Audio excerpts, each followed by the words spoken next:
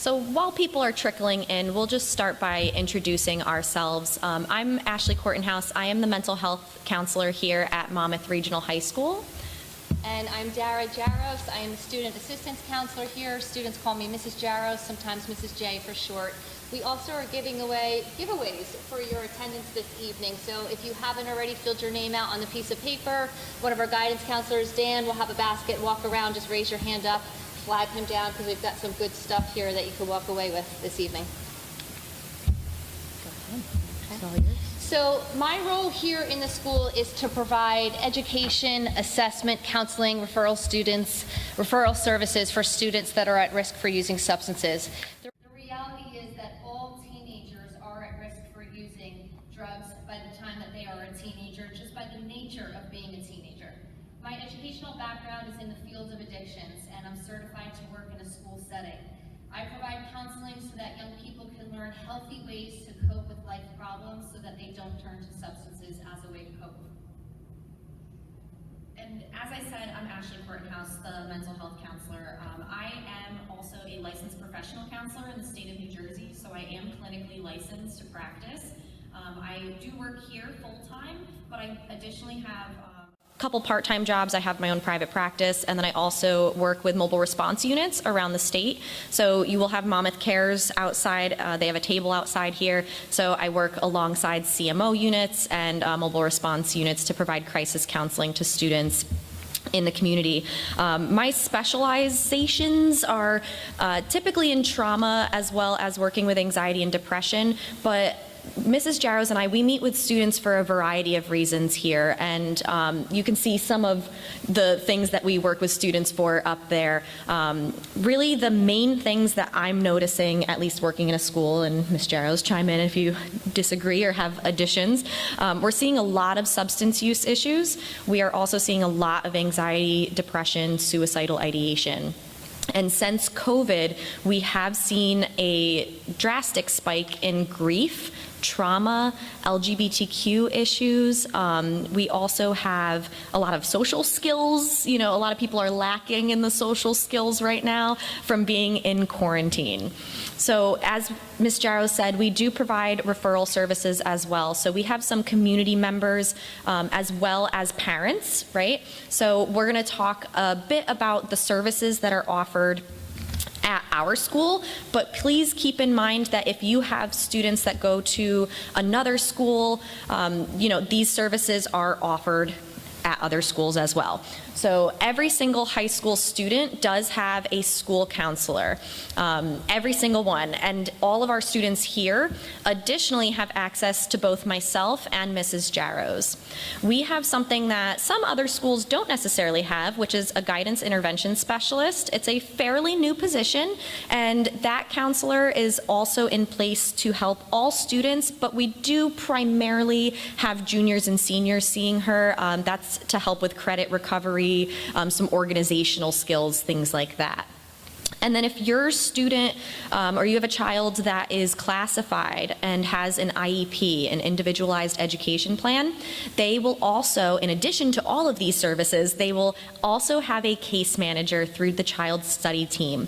Those case managers are going to be providing counseling services as well as overseeing your child's IEP. So a lot of services are in place to be able to help your children. So today I'm going to be talking about the 3 substances that I see as the biggest issue for the kids, what parents can do about it.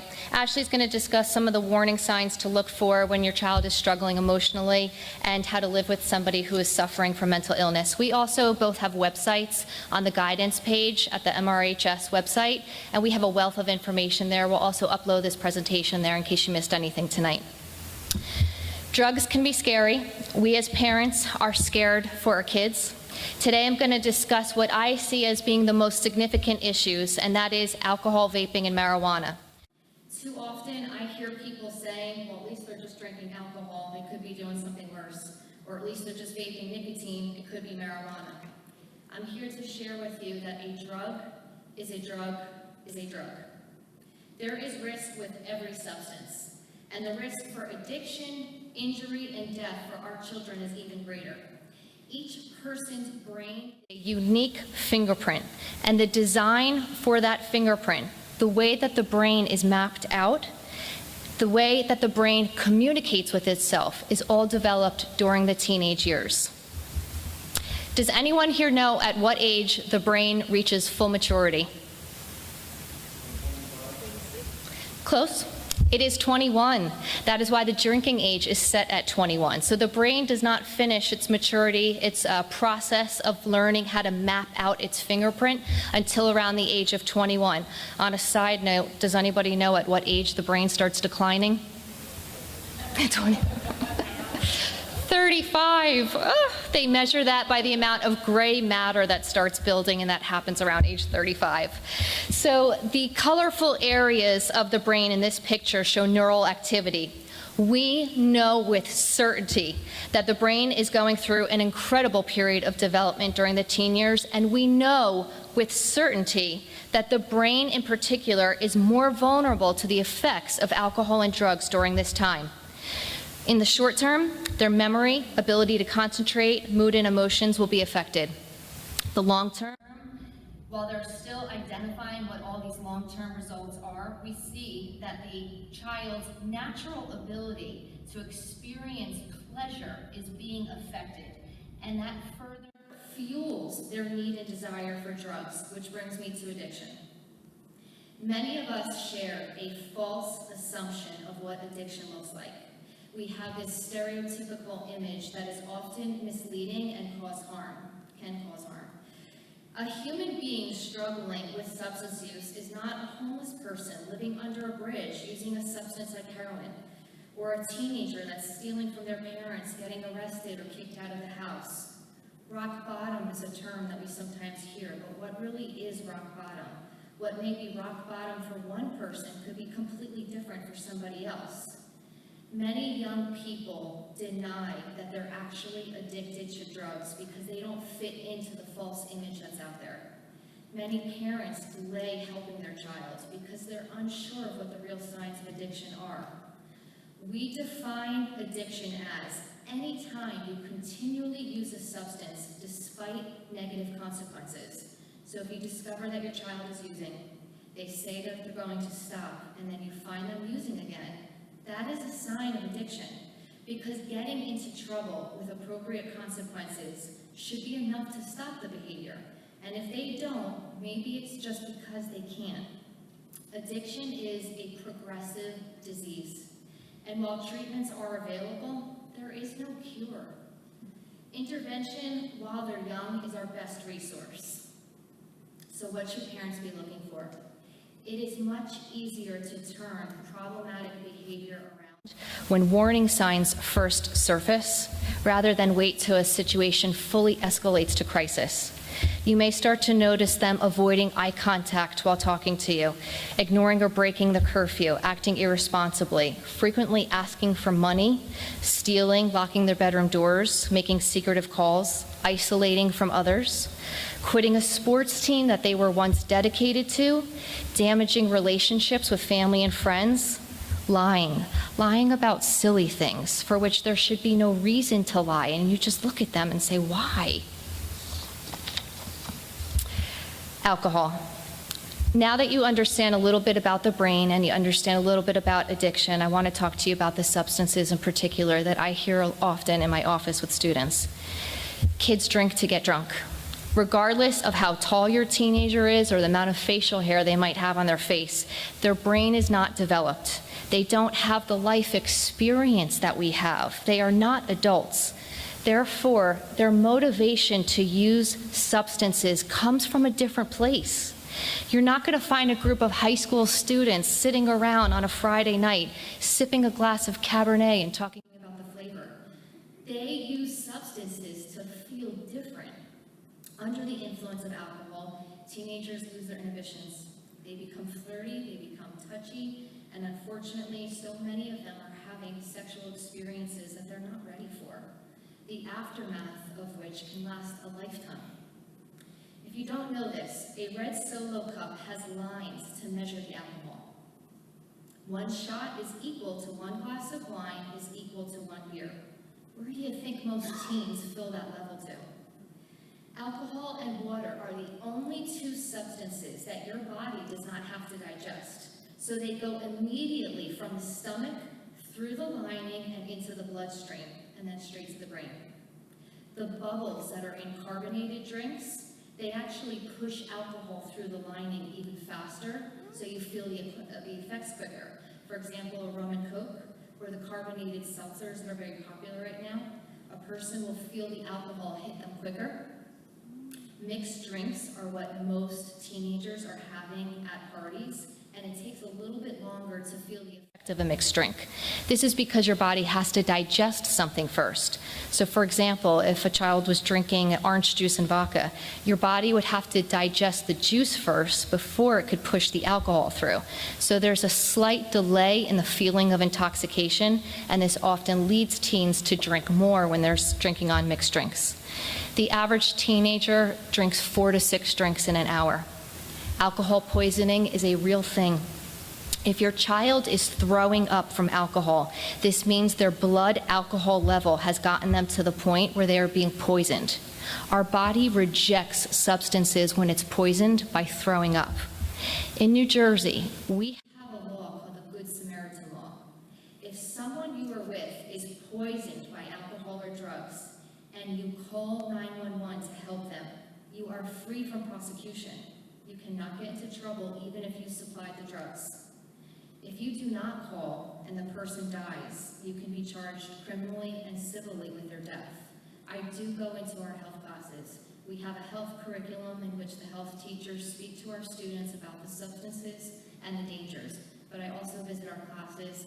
I talk to them about various things. I talk to them about my role so that they know they can come and see me, and I talk to them about the Good Samaritan Law. I understand that alcohol is a subject that we might all have different feelings on, and I'm just speaking to you today as a counselor that sits in an office talking to teenagers all day long. But I'm also talking to you as a mom that's trying to do the best that I can for my children as well. Parents that are overly permissive generally have kids that use more than average. Not all teenagers drink, so assuming it's a rite of passage can be very dangerous. You can encourage your child to look for friends that don't party with substances. Focusing less on teaching our kids to drink and more on how to be a responsible person in every situation goes farther. Teach your girls that rape happens, not with a stranger, but more commonly with somebody that they know, a dating partner or a friend, and often involves alcohol. Establish a habit of hugging your children whenever they come into the door. So yes, this is to show that you love them. Take that moment where you take that deep breath, but this is also your opportunity to sniff and assess. If you do this constantly, if you're always in the habit of hugging them every time they come in the door, they know to expect it.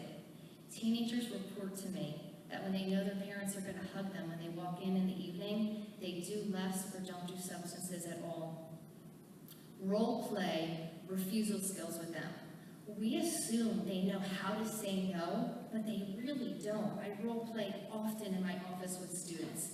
Give them specific language to use and different examples of circumstances that might come up. Come up with a variety of ways that they can refuse. In all honesty, peer pressure is not so much a big thing. It's more the internal pressure that they put on themselves, the perception that they have to want to fit in, and the combination of their own natural curiosity. Remind them that every family is different and every person is different. Now vaping. The world of drugs has changed more in the past 10 years than the previous 100, and that's certainly evident when it's come to vaping. The creation of vaping devices is one of the most tragic things that's happened to our children. In New Jersey, you have to be 21 in order to purchase a vaping device, and flavored devices are now banned. So if you find your kid vaping, you should really explore how they got it. Do they have a fake ID, which is easy to get? Are they purchasing drugs online? Our lungs are meant to breathe air only. Vaping devices, including disposable ones, are not FDA approved, which means they're not regulated. They can say whatever they want on the package, and it doesn't have to be what's actually in them. Vapes that say they're nicotine-free have been found to contain nicotine. No surprise there. Nicotine is as addictive as cocaine. They want you coming back for their product. Nicotine poisoning is a real thing. Nicotine is a pesticide that we use to kill bugs. So when kids vape, they are ingesting harsh and dangerous chemicals that are seeping deeply into their lungs and into their bloodstream. If your child has grayish-looking skin, if your child complains of chronic stomach aches or gets a stomach virus and nobody else in the house is getting sick, you might want to explore if they're vaping, ask them directly, because nicotine poisoning is a real thing. If your child was previously a great student in school, smart, and you see a distinct change in their grades with no apparent reason why, if they're complaining about a lack of focus, difficulty with concentration, you may want to consider bringing them to the doctor and getting blood work. Lead poisoning is a real thing, and lead leads to learning disabilities. The coils within these vapes are filled with lead and other materials, and some parents are finding that it's showing up in the blood work of their child. Marijuana. Actually go back a little bit, I'm sorry. Let's see. Yeah, you could just stay right there. So marijuana is legal in New Jersey for individuals 21 and over. Marijuana is the #1 reason why young people seek drug treatment facilities. Yes, it's addictive. The marijuana today is significantly more potent. This is the way I explain it to some of the teenagers. Have you ever gone into the grocery store around Valentine's Day and purchased a strawberry? The strawberries are massive in size, nothing like what you would see growing in the wild. That's because we have learned how to genetically engineer our food to change the size of it, to change it so that even insects don't penetrate. The same science that we're using with food, we're applying to our drugs as well. We have figured out how to genetically engineer and modify drugs so that the potency is stronger. Their mood, their mental health, their ability to concentrate and memorize information is greatly impacted by this potency and their developing brain. Because marijuana is still federally illegal, our science experiments are limited to mice. But believe it or not, mice have an incredible genetic similarity to humans. So we're finding in our experimentation with this newer, more potent marijuana that's out, that marijuana is binding to the receptors that are in the teenage brain. The receptors that are responsible for regulating stress, fear, anxiety, mood, appetite, and pain. By binding to these locations, marijuana is now affecting their own ability to regulate their emotions, which means the adverse effects that we are seeing with mental health is clearly related to their consumption of this potent marijuana. Today's marijuana creates more physically intense side effects, such as paranoia, anxiety, panic attacks, and hallucinations. Unfortunately, this generation is a large experiment, and we will see in 10 to 20 years from now what the costs are, what the damage has been to them. All right, next slide, thank you. All right, so what can we do as parents? Number one, I encourage you to fiercely maintain your strong bond with your child, even while you encourage age-appropriate freedom. One of the biggest dangers for our teenagers is losing the connection to their parents. The bond that you have created with them since birth should come before anything else, even when they mess up, even when they're sleeping till 12 o'clock in the afternoon, even when they appear lazy. Because when they feel disconnected from us, they're going to connect to others. Consider that the only thing you have power and control over is yourself and how you talk to them. We have more life experience than them. We've had the ups and downs, the stressors of life that they haven't yet had that journey of. They're just beginning at this high school age in their life. So we have the ability to regulate better than they can. Our words matter when we talk to our children. Ask open-ended questions, something that's going to elicit more than a yes or no answer. Let your child know that you hear them. Try listening more than talking. I know that sometimes our teenagers' mood swings can make them look like a two-headed alien monster, but try offering empathy and caring and compassion. It really can make all the difference. Assess your child's personality. Some are more susceptible.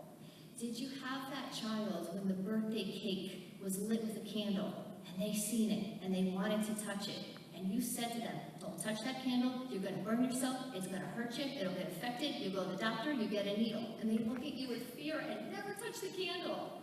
Or after you said that, did they still touch the candle? Because they just wanted to feel it. Know your child's personality, because that's going to help you navigate as a parent what you should do. Err on the side of caution. If you suspect your child is using, early intervention can be key to saving their life. Reach out for help. Seek help from the professionals. I am here as a staff. I don't make house calls, but I can call your house and share with you information and resources that are out there. Thank you for your time for my portion, but Ashley has some wonderful things to share with you. And we can get to questions after.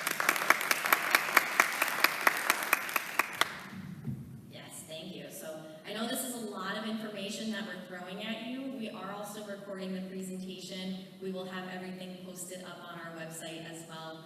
Feel free to take pictures of the slides. My slides do have quite a bit of information on here. I'm going to do my best to get to all of it. And part of why you all came here is to learn about those early warning signs like we've been talking about. What to be on the lookout for when we suspect that our child might be struggling with a behavioral or a mental health challenge, right, or a behavioral or mental health disorder. But when talking about warning signs and how we can work alongside your child to help improve their mental health, I want to first start by breaking down some of the barriers around mental health. First, mental health is not a sign of weakness. Everyone has mental health that needs to be nurtured and cared for.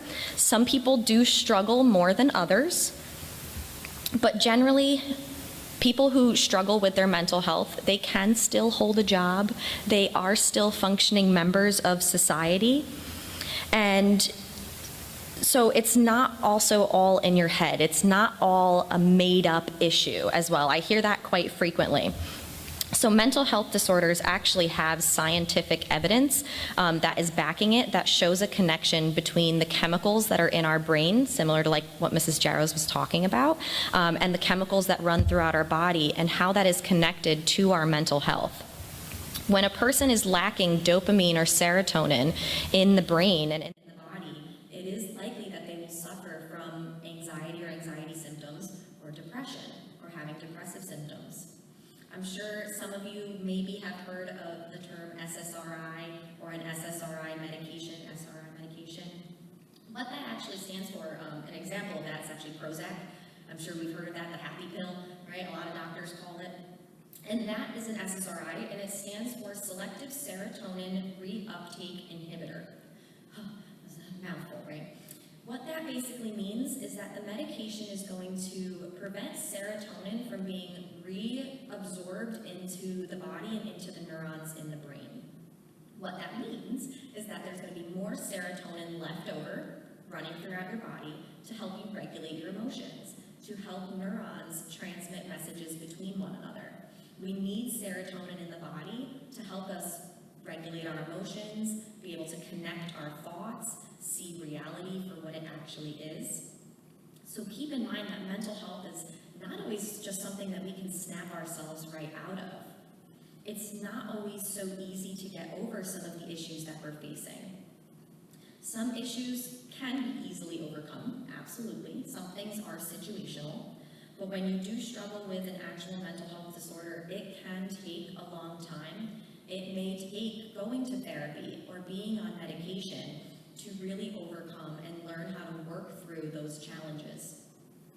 Lastly, mental health is not a negative thing or something to be ashamed of. I think there's still that big mental health stigma. We don't want to talk about our issues. We don't want to admit that we have anxiety or that we have depression.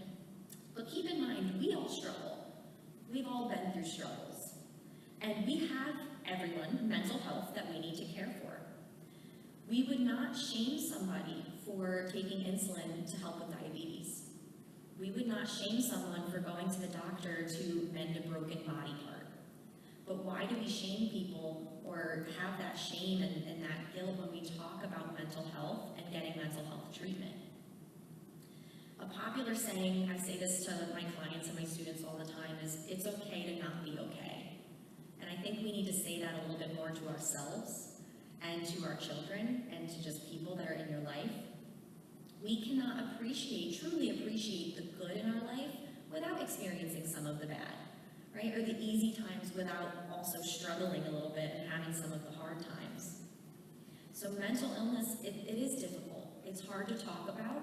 It's very complex and difficult to explain at times, but talking about mental health, you all showing up here today to learn a little bit more is crucial when it comes to overcoming the challenges that we're facing.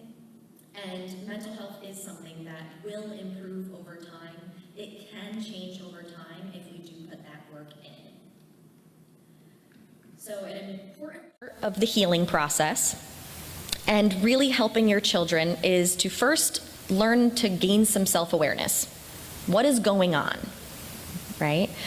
When Mrs. Jarosz and I meet with students in our offices, we spend a fair amount of time just getting to know them, letting them talk, right? They're talking about everything. They're talking about how their day went, the drama that's going on with their friends, the challenges that they're facing, their strengths, their hobbies, things that they're interested in and what they like to do on the weekends. They tell us about their families.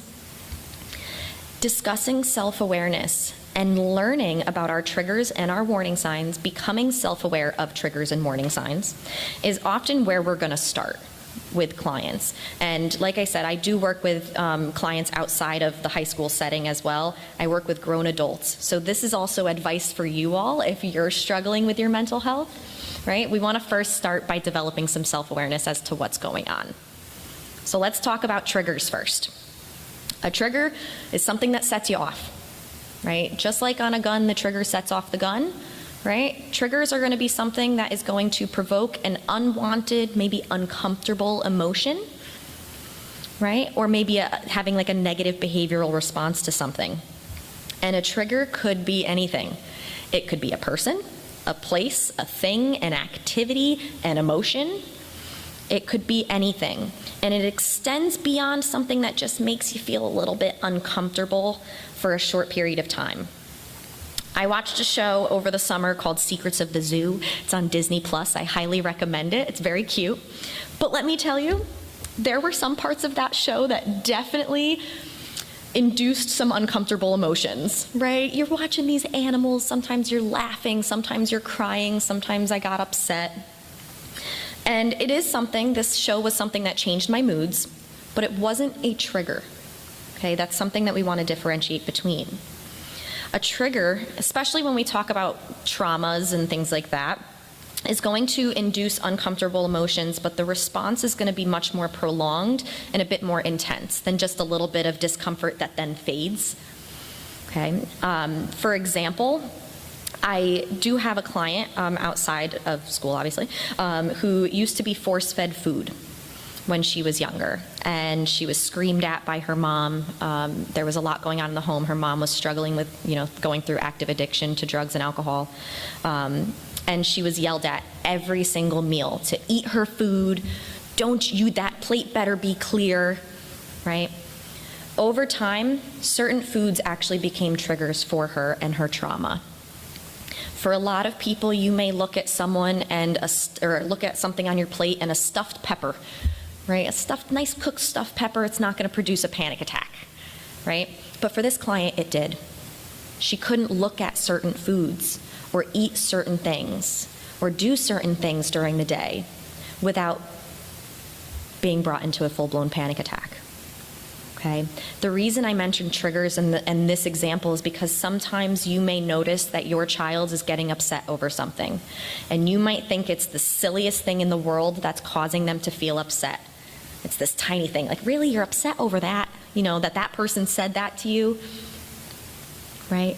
But yes, for them, we want to pay attention to those mood changes and see if they get upset over something and it's staying that way for a period of time, we want to monitor that. Okay? Now for warning signs. So warning signs are essentially symptoms of mental health challenges, right? So symptoms can be anything, right? Emotional, physical, or behavioral. Something like crying, shaking, sweating, nausea, headaches, that's physical symptoms. That's examples of physical symptoms that your child's experiencing. Okay? Those you may be able to see. You may hear your child saying, oh, my stomach just hurts so bad, kind of like what Mrs. Jarosz was saying. Right? Or you see them visibly crying and shaking. But you may also not notice that. But for those, they are a little bit more obvious. Your child may even notice them themselves. Okay? You have also negative thoughts. Racing thoughts, ruminating thoughts. Ruminating thoughts are when we get kind of stuck on one thing, like a hamster on a wheel, and it just keeps going and going. We're fixated, right? Those are emotional warning signs. Those you cannot see. That's something that your child and you are experiencing on your own. It's things that are going on in your head and going in your body, right? You're feeling it. But to be on the lookout, if your child says something like, my thoughts just won't stop. Why can't I just shut it all off, right? Maybe they're grabbing onto their head, okay, or hitting themselves, right? That could be a sign that maybe something's going on with their thoughts, right? And their thoughts are so overwhelming. When you see your child maybe punching walls, getting more aggressive, yelling and screaming at you, cursing, right? Maybe pacing around the room, or going upstairs and then coming downstairs, or going up and going all over the place, those are the behavioral warning signs. These are likely the first warning signs that you may notice, and will probably be the most frustrating, if I'm being honest, as a parent, right? The most frustrating to deal with. You don't want your kid yelling and screaming and cursing at you or punching things, right? You can only fix the door so many times when they punch a hole into it. These are also the warning signs that I'll be honest, are the most difficult sometimes for students to also recognize, for children to recognize and come to terms with. And a lot of times that's because they don't want to get in trouble. Right? These are the warning signs. These are the symptoms that get them into trouble. They end up getting grounded because they just punched a hole in the wall. Right? So who wants to own up to that, right? No one wants to get into trouble over that. But warning signs are so crucial for us to talk about non-judgmentally. Okay, sitting down, asking those open-ended questions, talking to your child, because they need to learn what's going on with them. And if you yourself are struggling with your mental health, it's important for you to start recognizing what are your warning signs? What is your child's warning signs? What is triggering you or your child?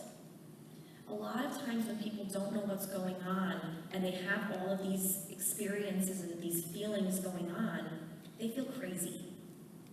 Right? I don't know if anyone's ever felt like that, where you just get so overwhelmed and you're like, I don't know what's going on. I feel like I'm losing my mind. I feel like I'm a crazy person, right? But when they start to learn about warning signs and you start to understand them a little bit deeper, you don't feel so crazy, right? There is an explanation to what is going on, right? It also helps you to be able to advocate for yourself. It helps the students be able to advocate for themselves, as well as recognize when coping skills are needed. They have to know, they have to recognize when they're experiencing these warning signs, so that way then they can use coping skills. And continuing the talk about, and you should also have this in your email, I'll talk to you about that. So just talking about warning signs, you should have received a letter and a presentation in your emails, if you have a child that goes here, about the Lifeline Suicide Prevention Program. So I go in every single year to the freshman and senior health classes to discuss suicide prevention. And this slide right here is one of the most important, in my opinion, that I give to students and to parents. And these are the warning signs for suicide. They're also warning signs for just someone who may be struggling with a mental health challenge as well. So either way, though, whether it's they're struggling with their mental health or they're contemplating suicide, we need to take these warning signs very seriously. We need to get preventative services in place or intervene when we start to notice a few of these warning signs, okay, before it's too late. So we organize them into the acronym FACTS. So every letter stands for a different word, right? The F is for different feelings. We cannot read people's minds, as hard as we may try, but some people do come straight out and they explain how they're feeling. It may sound like they are scared constantly. They're sad for no reason. They can't explain it. I don't know, Mom, I just feel sad.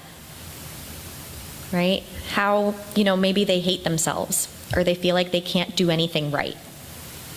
They feel like garbage. Right? It's okay to be sad at a situation. That happens. But when your child is saying that they feel like they can never do anything right, or that they're constantly and consistently appearing sad or anxious, it's worth checking in, asking them those open-ended questions and checking in to see how are they doing. Actions. As Mrs. Jarosz had discussed, I think a lot of times, we definitely need to look out for substance use, but a lot of people come to us and they say, well, it's normal to dabble with some substances in high school, right? And it's normal. Kids are going to drink at parties. We all know that, right? We hear those things a lot, and maybe you've said them before.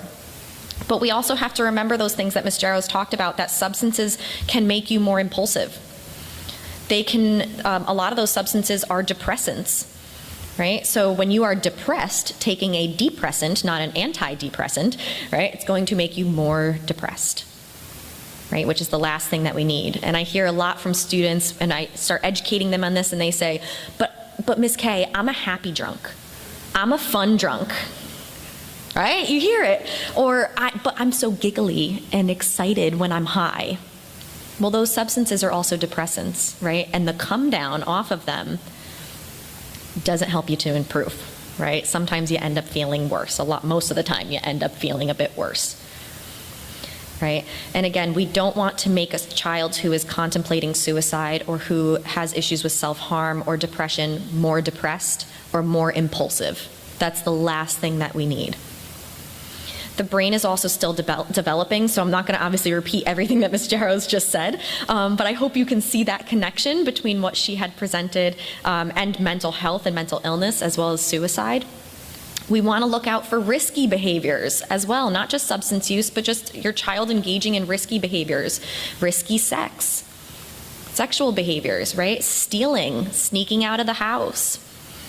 Aggression, getting more aggressive with you or with their friends or with their partners, or even talking about, writing about death, looking up online ways to die, different actions like that. And then C for changes. These are some of the most overlooked warning signs when it comes to suicide and mental illness. I've heard after so many suicide attempts and suicide deaths that there were just, we didn't know that anything was wrong. There were no warning signs, right? And when that seems like the case, these are the warning signs that are often overlooked. So we need to recognize changes in personality and behaviors. Did your child used to be a little bit more social and now they're sleeping all the time and they're isolating themselves and they're withdrawing from their friends, right? Losing interest in hobbies or things that they once enjoyed, like Mrs. Jarosz said, quitting sports, right? Or even clubs.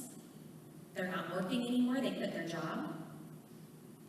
A change in eating and sleeping habits, and sometimes we can look at those extremes where they're not eating at all or as much as they used to, or they're eating all the time, or they're not sleeping at all or sleeping all the time, or even just a drastic change.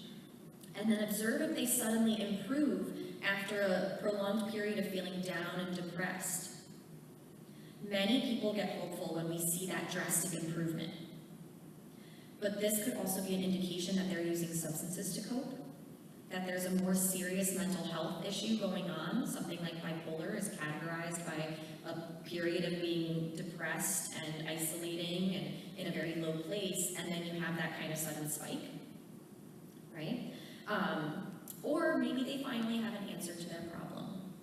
We see that a lot, that when a child has a plan, they have the intent, they have the means to make a suicide attempt, that they do actually experience a slight increase in their mood, right? Because they do finally feel content with the plan and their problems are all going to go away. So we need to be on the lookout for that. And a lot of people will then tell me, well, my child's in treatment, right? They have a therapist or they're on medication, and, you know, that's why they improved so drastically. And listen, I think I'm a good counselor. I think I'm a good therapist, and I know a lot of really good counselors and therapists, but you can ask us that, you know, when we look at a client and we see a very sudden increase, a sudden spike, a sudden change, that's alarming even to us, right? We like to think that we do a good job, but it takes a little bit of time, right? And again, I'm talking about that sudden increase, not that gradual increase over time. That's obviously what we want. We want a steady increase, okay? But just know, we do experience relapses in moods and substance use and self-harm, but we want to be careful to notice those changes, especially when they are drastic. T for threats. This is the more obvious of warning signs, can be also the more disturbing ones. So if your child's Fixated on death and dying, like asking how long it would take to bleed out or how much Tylenol would kill them, or saying things like, I just don't want to be around anymore, I'm sick of life, I can't keep doing this, right? Outright saying that they want to kill themselves. And sometimes people will tell me, well, my child says this all the time because they want to get their way, right? Or they're just seeking attention. I get that from students too. They say, well, they're just seeking attention. They just want to make friends, right? But we always want to take threats and talks of suicide seriously. I work with a population who struggle with borderline personality disorder, and with that personality disorder, it is characterized often by maybe some attention-seeking behaviors. However, that disorder is also one of the disorders that they are most likely to attempt suicide. So I have clients who have threatened it and the parents have dismissed it, and that child has then gone on to make an attempt. Right, so we always want to take it seriously, even if your child is already diagnosed with something, or you think that they're just saying these things to get attention, or so that way you won't ground them, or they won't get their phone taken away. Hear that a lot, okay? But we still need to take it seriously and have that conversation. And then situations. A lot of situations are considered warning signs, but they also double as risk factors. So if you notice that your child's getting in trouble more at school, with law enforcement, at home, we definitely suggest that you check in with them, see what's going on. If there has been a death of a peer under any circumstance, research actually shows that the effects of that death are prolonged. They last for at least 2 years for every student in that school. And we also want you to obviously check in with your child when they experience changes in life that seem overwhelming, like COVID. We experience that a lot. But even breakups, or losing friends, or changing schools, parents getting divorced, right? All of those things can be overwhelming. So really, this is like my last. This is what we're really gonna, talk about and give you those tips. We notice the warning signs. Great, this is awesome. Now what? Right? Now what do we do? Well, we do a few things. First things first, you need to have a conversation with your child and check in with them. I understand that life gets busy. You work, you get stressed you have your own stress. But we can't just stop at providing the basics to our children. We also need to emotionally care for them, right? And check in on their emotions. Oftentimes, as I'm talking to students and they're struggling, they struggle to recognize and talk about their challenges. They actually tell me it's because, well, no one in my family talks about their feelings, right? We don't do that in my house, right? We don't talk about that sort of thing. And kids say that a lot. We discuss the different cultural barriers and other challenges that are in place when it comes to, just the intergenerational traumas and the things that are passed down. Well, my grandparents never spoke to my parents about emotions, right? And my parents kind of learned that, so we don't talk about emotions in our house too. But I want to stress to you all, and I stress this to our students, that if we don't talk about things, if we don't check in and have open and honest conversations, it's going to build up, and the consequences are going to be much worse. I give an analogy, which is it's like a water balloon analogy. It's a little cheesy, bear with me. But I like to say people are like water balloons. Right? We can only hold so much. When you fill up a water balloon, if you don't let any water out, what's going to happen? It's going to burst, right? Or, at the very least, you're going to have water kind of spilling out the top or little pinholes seeping through, and that's people. When we try to hold on to things, we can only hold on to so much, right? Sometimes that water, that emotion starts to seep out. Maybe it looks like us getting a little bit more overwhelmed and having some more anxiety symptoms. Or now we're starting to withdraw and isolate. Or maybe we're going to have a full-on mental breakdown, right? Our water balloon is going to burst. We're going to start lashing out at people, right? I'm going to start bursting into tears uncontrollably without realizing it. So some things that I would definitely recommend is, try not to invalidate your child's feelings when you're talking to them as well, or minimize what they're talking about. So I would advise you to avoid statements like, that's not a big deal, just wait until you're older, it gets worse, right? We don't want to say things like that. Your students are struggling with significant problems, and as adults, we need to do a little bit of a better job empathizing with them and trying to remember what it was like when we were their age, and the pressures and what made us upset, right? I think sometimes we're so quick to assume that things could be worse, which sure, a lot of the times is true, and we know that as adults with more experience. But when we talk about, say, something like a breakup, even though we might think high school's not for dating, right? Or they're supposed to date a few people in high school, that's what it's for, right? That's what that age is for. I have to ask, is anyone in here married to their high school sweetheart? Ah, yeah. You got a couple in here. So, both of my sisters are actually married to their high school sweethearts, right? And I want you to keep in mind, that does happen, right? So we're so quick to dismiss it, but when kids are in high school, they're getting their first taste into what an adult relationship might look like, right? I know my first serious relationship was when I was in high school, and that breakup was rough, right? Think of your first breakup, right? It's devastating. So we have to try to remember that when we're talking to kids and, maybe not invalidate or minimize what they're going through, right? Instead, try validating their feelings. Ask questions and practice patience with them. Use statements like, it sounds like that's something big to you, and it's making you really upset. You may not agree, right? But it's about validating them and what they're telling you. If you have no clue what they're talking about, that happens quite frequently in my office at times. I have no clue what they're telling me and these apps and the verbiage that they're using. If you don't understand, it's okay. Ask them to teach you or explain to you a little bit more about what on earth they just said, right? Ask them to teach you. Kids love coming to my office when I ask them, what on earth is the Be Real app, right? And they love it. They're like, Miss K, hold on one second, and they pull out their phones and they're showing me all their friends and all this other stuff. They're excited to teach me about it. And then it gives me a taste into, and I look into what is going on, what are they talking about, what apps are they using, what is the terminology that I need to be on the lookout for. And use clear and honest communication with them. Try not to just assume how they're feeling. Ask questions. Like I said, it's okay if you just don't know something that they're talking about. It's also important to clearly and consistently establish the rules and expectations within your household, as well as the positive and negative consequences for if they break or follow those rules and expectations.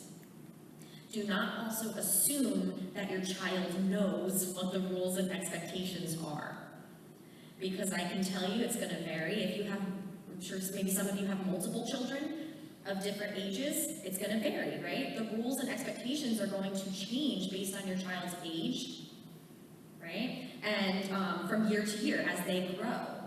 The rules and expectations for them when they were 7 is not the rules and expectations that they have now as high school students. And I would also encourage you to do research. Ask us or do your own research by yourself and with your child if they are struggling. Work to understand the mental health disorder or the challenges that they're facing and that they're diagnosed with, if there is a diagnosis.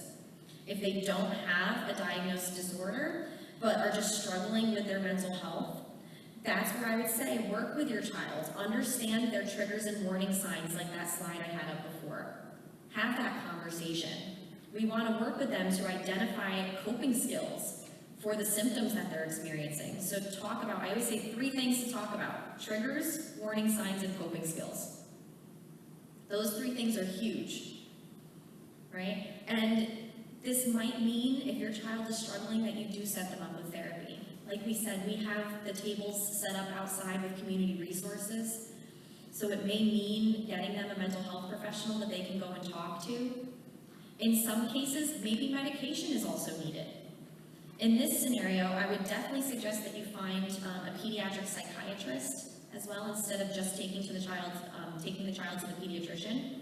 I notice a lot that people will take their child to a pediatrician or their primary care doctor, and that is great in a pinch, but in my experience, a pediatrician has knowledge of medications sometimes, right, with mental health disorders. Like they know the basics, but they're not a specialist in that field necessarily. So they have a limited knowledge in terms of the best medication for what they're struggling with. I often see students come into my office that are struggling with OCD, obsessive compulsive disorder, and they are prescribed Prozac. Prozac is not one of the best medications to give someone that has OCD, right? And I think it's very quick to prescribe that because we want kind of like a quick fix in their mood. And if you take your child to a psychiatrist, they'll be able to have the time to sit down and really talk to them and understand what's going on and give the best medication for them. I also want to stress that if your child is seeing a therapist outside of school, if they're going to a psychiatrist as well, that they do have time to be able to then talk to the psychiatrist and the therapist by themselves as well as you in the room with them. They need to be able to practice advocating for themselves, right? And they need to also, share what's on their mind and what they're experiencing. Because when we talked about warning signs, you may not see all of the warning signs that they're experiencing.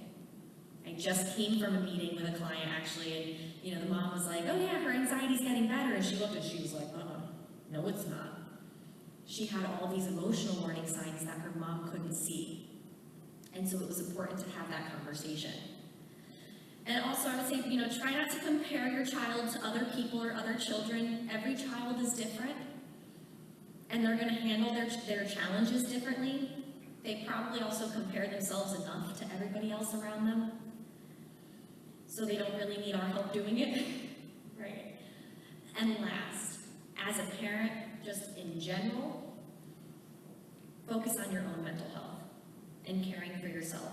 It is so difficult when you are living with children, but also when you're living with a child who struggles with their mental health. It is draining, and it can be a lot. So you need to take that time to focus on your own self-care and make sure you focus on your own mental health so you can truly help your child. So that might look like joining a parent support group, or maybe it's getting your own therapist, right? But knowing those community resources that we have in place, and taking time for yourself is truly going to be so important. And like we said, we have some of the community resources around outside at the tables. We definitely recommend, taking a peek, see if you can, learn a little bit more about what's going on.